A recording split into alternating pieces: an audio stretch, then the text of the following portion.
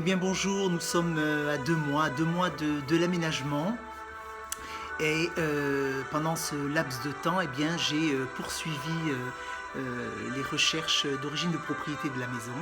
Et donc, au niveau des archives départementales du Vaucluse, dans la ville d'Avignon, j'ai pu retrouver l'acquisition de la parcelle et donc la construction puisqu'il s'agissait d'une parcelle à bâtir. Donc le premier propriétaire donc a acheté cette parcelle qui faisait partie en fait d'un domaine assez important qui avait fait l'objet d'une première vente par adjudication, puisqu'en fait le propriétaire de ce domaine en fait était criblé de dettes, et à son décès, sa nièce, épouse d'un médecin, a vendu par adjudication l'ensemble des biens de son oncle, donc qui comprenait effectivement ce domaine de plusieurs hectares, hein, et puis il y avait d'autres propriétés, notamment de plusieurs moulins et puis plusieurs maisons dans le centre historique de la ville. Et donc dans les années 1850, donc le domaine a été morcelé, et donc il y a eu un premier propriétaire qui a donc acheté une partie de ce domaine, et ensuite, lorsque ce propriétaire est décédé, ses héritiers et sa veuve ont vendu une partie de ce domaine en différentes parcelles, et notamment toutes les parcelles qui longeaient l'avenue de la Gare, et donc qui partait du centre historique et qui remontait sur la gare de la ville. Et donc en 1897, donc le premier propriétaire, celui qui a fait construire la maison, a fait donc l'acquisition à la fois donc de cette parcelle et d'une prairie attenante, ce qui représentait une surface assez importante.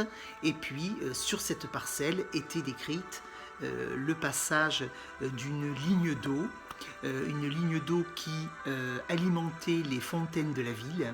Et donc ce propriétaire a donc fait l'achat de cette parcelle ainsi que de la ligne d'eau.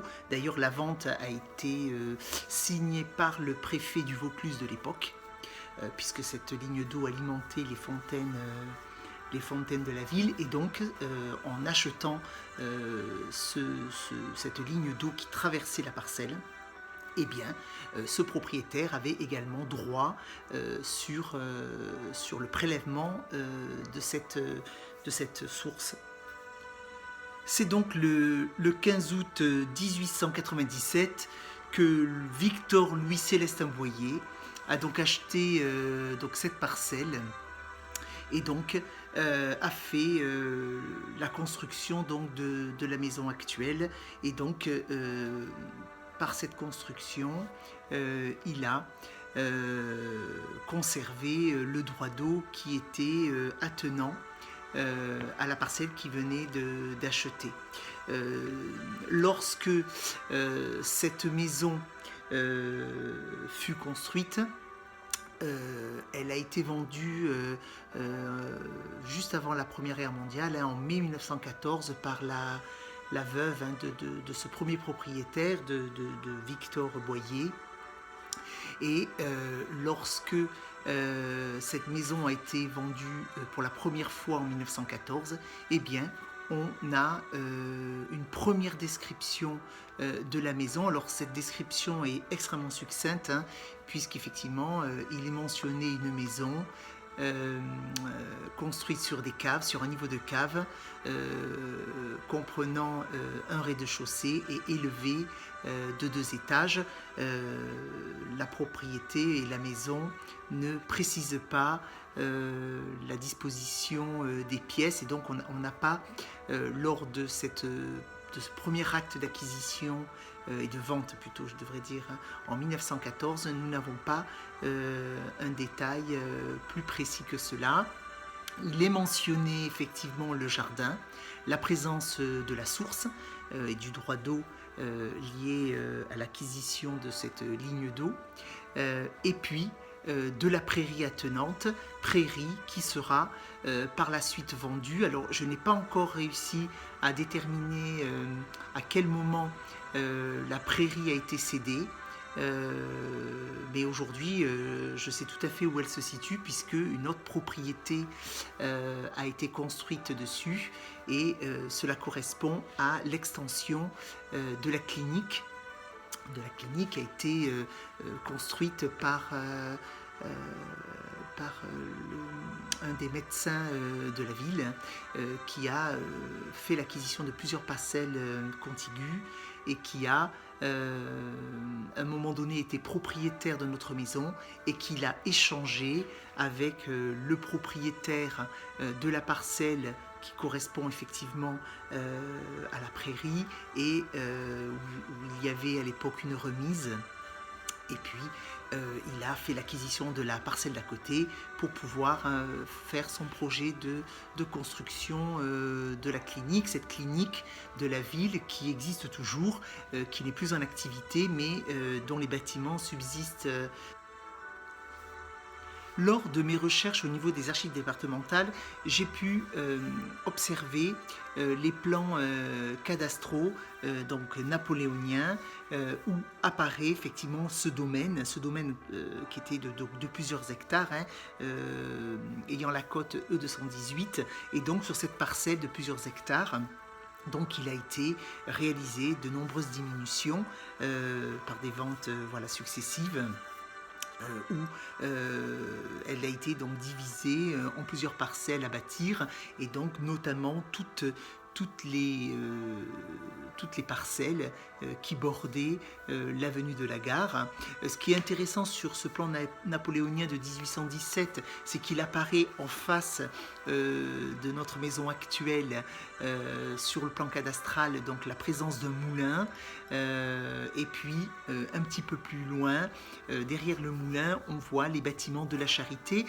Ces bâtiments de la Charité, Charité chrétienne, existent toujours sur la commune, et puis tout autour de la Charité et du moulin, il n'y avait que des parcelles très importantes de plusieurs hectares de terres de prairies et de terres labourables. Aujourd'hui, grâce aux moyens techniques, notamment satellites, il est possible d'obtenir des images cadastrales qui sont donc superposées sur les plans anciens, et donc il est intéressant de pouvoir visualiser le cadastre actuel sur des plans anciens, et donc on peut observer par rapport à notre parcelle donc la position de la parcelle sur le domaine E218, la prairie attenante et en face de l'avenue.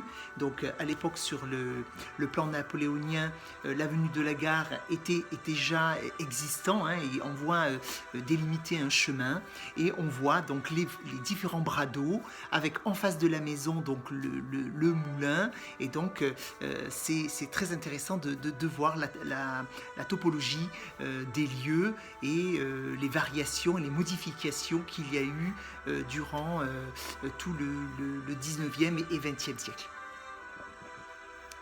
Voilà, et bien cet épisode est terminé sur les origines de la propriété.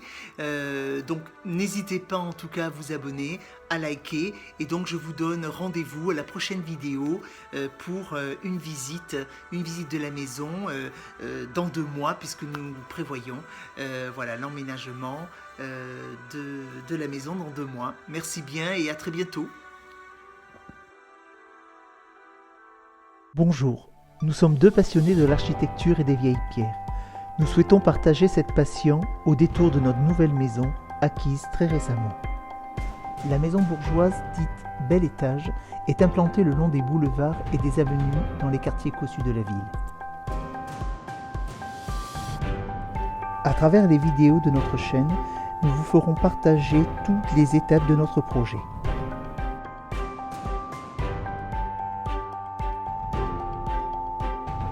Alors, bienvenue chez nous, dans notre maison bourgeoise Bel Étage.